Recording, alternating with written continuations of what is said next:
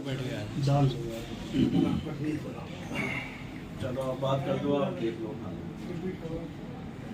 हाँ देख लो, बात कर लो। ठीक हो बैठे कि नहीं, आप देख लो।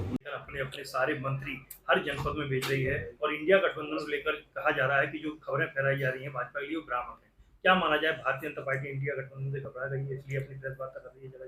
देखिए, जब से इंडिया गठबंधन बना है और इसमें तमाम बड़ी पार्टियां देश की शामिल हुई और लगातार जब से गठबंधन बना है आपने देखा कि ईडी हो, सीबीआई हो या और भी सरकारी संस्थाएं हो, उनका जो है काम बढ़ गया है। उनको लगातार जो है एक्टिव और ज़्यादा कर दिया। जो भी आदमी गठबंधन में शामिल होता है उसके खिलाफ कार्रवाई करना शुरू कर देते हैं और जैसे ही वो भाजपा में शामिल होता है कार्रवाई बंद हो जाती है। पूरा देश इस चीज़ को देख रहा है कि किस तरीके से द्वेषपूर्ण कार्रवाइयाँ सरकार की तरफ से की जा रही हैं और इंडिया गठबंधन बहुत मजबूत है और मुझे पूरी उम्मीद है कि एनडीए को हराने का काम भी करेगा। समाजवादी पार्टी ने डिम्पल यादव पे अपना दाव रखा है और बीएसपी ने भी अपना प्रत्याशी उतार दिया, हालांकि बीजेपी ने अभी तक अपना कोई प्रत्याशी नहीं उतारा। किस तरह का चुनाव मिलेगा? आप मैदान पे हैं प्रचार के लिए, क्या लग रहा है इस बार चुनाव? देखिए, मैनपुरी में जब भी चुनाव हुआ लोकसभा का, और चूँकि समाजवादी पार्टी का मजबूत गढ़ रहा हमेशा, और नेताजी ने जब अपने लोकसभा जीवन की शुरुआत की, लोकसभा चुनाव की शुरुआत की, तो मैनपुरी से लड़े थे पहली बार चुनाव। और उससे पहले से भी उनका लगाव रहा मैनपुरी से और लगातार यहाँ के लोगों ने समाजवादी पार्टी का भरपूर साथ दिया। और हम देखते हैं कि हर चुनाव में लोकसभा के समय भारतीय जनता पार्टी को प्रत्याशी नहीं मिलता और ठीक ऐन मौके पर कोई भी प्रत्याशी बना के वो ले आते हैं। इस बार भी ऐसा ही हो रहा है, कोई प्रत्याशी भी तो मैदान में नहीं है।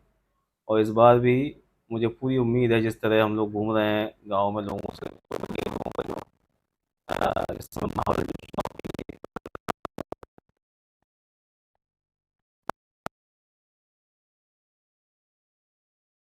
थी जो घोषणा पत्र था बीजेपी का, जो वादे उन्होंने किए थे, कहीं ना कहीं लोग अपने आप को ठगा महसूस कर रहे हैं।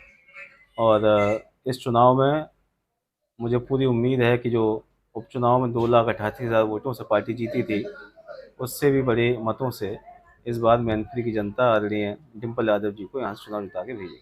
अगर मतदाताओं की बात करें तो मैनपुरी में अगर देखा जाए, इसको यादव लैंड कहा जाता है, हालांकि दूसरे नंबर पे शाक के प्रत्याशी, शाक के मतदाता आते हैं और बीएसपी ने शाक को मैदान पे उतारा है। क्या बड़ी चुनौती खड़ी कर सकता है शाक प्रत्याशी जो बीएसपी से आया हुआ है, और बीएसपी प्रत्याशी को आप कितनी बड़ी चुनौती मानते हैं? देखिए, बहुजन समाज पार्टी जब से चुनाव लड़ रही है, मैं समझता हूँ एक आध चुनाव छोड़ के हमेशा शाक प्रत्याशी बहुजन समाज पार्टी ने दिया। और चूँकि चुनाव का समय है, हर पार्टी अपना कैंडिडेट देगी। और अक्सर हम लोगों ने देखा है कि मीडिया के माध्यम से भाजपा के लोग ये प्रचार कराते हैं कि केवल यादव समाजवादी पार्टी को वोट देता है, बाकी सारे जो वोटर हैं, जो जातियां, विभिन्न जातियां, वो खिलाफ हैं। लेकिन अगर आप रिकॉर्ड उठा के देखेंगे, आप पोलिंगों को अगर देखेंगे, तो हर समाज का, हर जाति का, बिरादरी का वोट विकास के नाम पर जो यहाँ के लोग अपना जो जुड़ाव महसूस करते हैं हमेशा से पार्टी के साथ में, हर जाति बिरादरी का वोट समाजवादी पार्टी को मिलता है। और से और अभी तक प्रत्याशी कोई मैदान पे नहीं आया, समाजवादी पार्टी ने किसी भी प्रत्याशी का वहां पे घोषणा नहीं की है। ऐसे में आपकी चर्चा कई बार सूत्रों से पता चला कि समाजवादी पार्टी आपके दाव खेल सकती है वहां पे, तो क्या चुनाव लड़ेंगे या किसी सभी परिवार के किसी सदस्य को वहां पे? देखिए, 1999 2000 से लगातार समाजवादी पार्टी के राष्ट्रीय अध्यक्ष जी 3 चुनाव लड़े लगातार, वहाँ जिताया 2 चुनाव, उसके बाद आर्मी डिम्पल जी चुनाव जीती 2 बार लगातार। तो उनका बहुत ही विशेष लगाव है कन्नौज से, कन्नौज के एक एक व्यक्ति से वो सीधे तौर पर जुड़े हुए हैं। और क्योंकि बहुत महत्वपूर्ण चुनाव है, एक एक सीट महत्वपूर्ण है, जितने भी ऑप्शंस हैं सारे ऑप्शन देखे जा रहे हैं।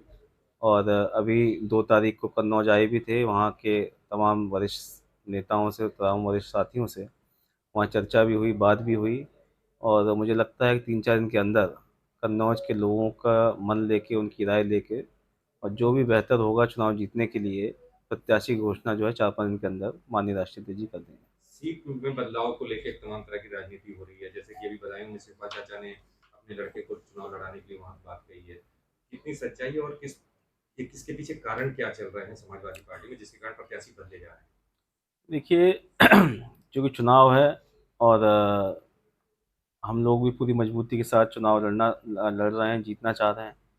और पार्टी के पास जो भी फीडबैक आता है प्रत्याशी के बारे में, कैंडिडेट के बारे में, उस फीडबैक के आधार पर सभी लोगों से बात करके पार्टी नेतृत्व जो है, शीर्ष नेतृत्व, वो फैसला लेता है।